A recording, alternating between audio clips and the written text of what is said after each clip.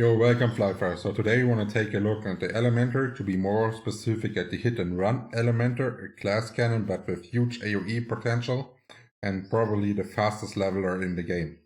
But before we go into it, I noticed that 85% of the players are not the viewers are not subscribed to the channel yet, but watching the videos. So I'm not sure what it is, but watch this video till the end, and I'm sure I earned your subscription by then. So now let's start right into it.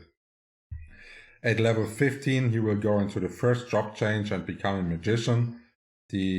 All the different job changes that are available in the game will be covered in a different guide. You will get all those information soon. But here we are going to cover which items you're using, which weapons you're going to use, which skills are important to max, and all this kind of stuff. So at level 60, you're finally able to become an Elementor. This means you will use a staff. It is a two-handed weapon and will allow you to cast all kinds of crazy magic skills with all different kind of benefits, high damage, high CC, all kind of this stuff. So let's take a look what stats are actually important in the Elementor. The Elementor is probably the only class that is not dependent on any stamina. You want to go full damage, full man mode, which means intelligent is amazing. Speed is pretty good because we said we are hit and run. This means we basically hit the mobs with a skill and then run away and do it over and over. This will result in us not taking any damage over the course if we're playing correctly. But let's get to the playstyle later on and continue right here. And another important part is the cast time, because this will result in doing our spells faster and faster and allow us to keep the gap between the mobs all the time. And of course we are using skills only, so skill damage percent is by far the best ever for us. And as I already said, we are a class cannon. There's no trolling around. We want to fight the mobs, we want to go damage. If we're doing a mistake, we're basically dead. But this is just the playstyle, so we are going full intelligence, full man mode. Now let's take a look at what it should look like at certain levels. As I already said, your health doesn't matter at all. If you're playing correctly, you're never getting touched, but you should have a decent amount of MP going, so you don't have to use all the MP refreshes all the time. And at level 60, you should have about 173 int, and at level 90, you should be about 248 int. And it is pretty straightforward, so you're just going intelligence. It's really hard to mess up a Elementor statting. So let's take a look about which kind of gear is pretty good early on. So there is a couple mage sets that are okay, but they're giving so few cast time that you're not getting into any cast time range basically for a cast break. So I do recommend just playing whatever defense is good until level 45. And then here I would go with a only minor upgrade, just getting attack speed in here and the basically the free plus free upgrade just for a bit of cast time and int. And then at level 75, you can already go for your Miriam with intelligence plus 10 and 15 cast, so it is a slight upgrade. And also here I would go with no high upgrade on the set and only like 16% attack right here. And then on the level 90 set, I do recommend going a bit harder on the upgrade. It is saying plus 3 here, but if you're upgrading the set, it also gives you damage by attack percent, which is scaling pretty well on the Elementor. But the reason why I put plus 3 here is based on the beginner funds.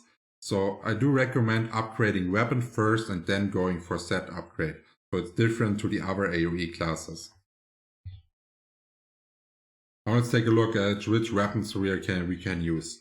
At level 30, there's actually the flaming stick. It's not worth farming, but it can be decent, especially if we fight some wind mobs early on for a longer period of time. And what's about good to mention on here, all those things, you need to have +1 element for sure. So the element thing is actually noticeable. But I am not sure, because on Flyff PC, +1 element is enough. And for example, +10 element will not give you more wind damage than +1. I'm not sure how it is in Flyff Universe yet, then you have to figure it out. So I would probably go doing like +1, check what the damage is, go for +3, check again if your damage increased or not, and if it doesn't increase, don't upgrade your element any further, and if it does increase, of course, go for +10. So at level 45, since you are a magician at this point, you can either use a wand or a staff. The effects are pretty similar. The Stick of Velproprone is slightly better with the Wind Mastery, because you can go with a Wind Cutter, and this skill is pretty good early on. Now with the Historic Staff, this is basically the staff you want to keep until level 105, so I would go for +10 here and utilize the cast time.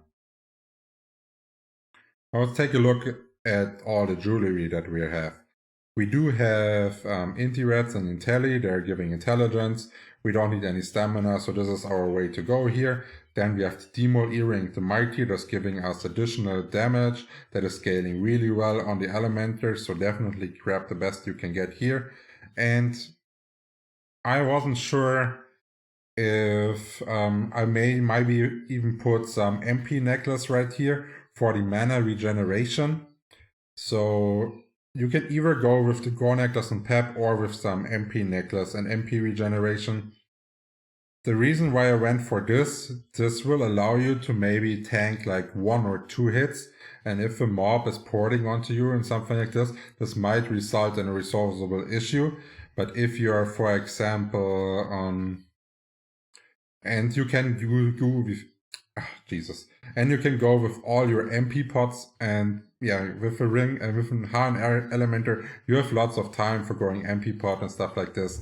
So it's not really that good to go MP necklace, but it can be more convenient if you don't like to press all your MP refreshes all the time during AoE. So this is a bit of a playstyle dependent choice here. Now let's take a look at the skills. The Elementor is the class with the most skills in Flyff. It has the most utility, and you actually, to be efficient, you need to use a lot of different skills.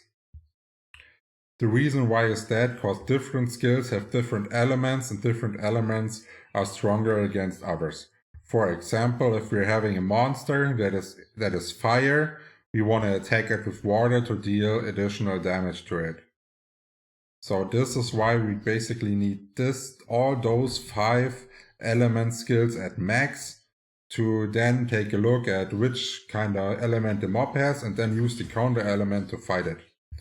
And while we are still farming points to get those skills to max, we will use Mental Strike because this is our main early skill that we can use and is not associated to an element, which will also result in no negative damage for your element. Then once we are actually an Elementor and we evolved from our Magician, our main source is Windfield. It is a really high AoE spell, and the reason why it is so good, it has the chance to make the mobs 50% slower. And because it is making those mobs slower, this is why hit and run is so viable. It's really easy to run far from this mob, and this combines Blink Pool. Blink Pool allows you to teleport a short distance, and the slow and the Blink Pool as a gap opener is just an amazing combination. So basically, once you have your Windfield and slow on the mobs, you can follow this up with high damage spells that even have CC on top of it as well. So those are just like your finishers, for example. And as any other class, the Elementor also has passive skills on top of all this, and those passive skills are increasing the damage of different elements. And we are using 4 different elements. There are 5 in total, but we are only using 4. So you need to max the wind, fire, lightning, and water mastery and have them up running at all times. This is about what a level 90 skill tree should look like. We do want to get the Mental Strike early going, so we have time to farm for all those 5 skills to max, because we don't really want to use those early on, those skills. And I would try, as soon as I have this ready here and the Windfield on max, I would instantly go for Blink Pool max to give you some more kill speed, more gap closing. It's pretty useful for basically anything. And then once you have the wind field max, you want to go with the wind mastery. Once you have the wind mastery maxed, you want to add blizzard to the point. And after blizzard, you want to add the sandstorm and the meteor. And then follow up with the masteries according to the elements that you see right here. And this way you're basically all set to go. And Elementor is getting, since he has so many skills, he is getting additional skill points, so you don't have to worry. If you follow this build, you have more than enough points. So now let's take a look a bit of the playstyle. I already mentioned it slightly. And your strategy is getting the slow of the wind field on every mob possible, grouping them all together. And then you can do this by running into circles, and then they're all grouped. And then you want a gap between the mobs. You can do this by using blink pool. You sometimes lose sight of the mobs then, so you basically refocus the mobs, and then you use blizzard. Blizzard has a chance to stun the mobs, and if they're stunned, you're following up with high damage skills like meteor shower and lightning storm. And then you most likely can put in some more wind fields from your action slot before your blink pool is off cooldown, and you can re-gap again and just repeat this process. This way you're able to AoE full damage without needing any food. You're not Ringmaster reliant, even though a Ringmaster is good, you don't need it really.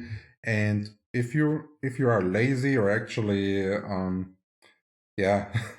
just want to have the convenience, I do recommend the refresher hold to keep your mana up at all time, but Elementor is probably the mage class where you need refresher hold the least on.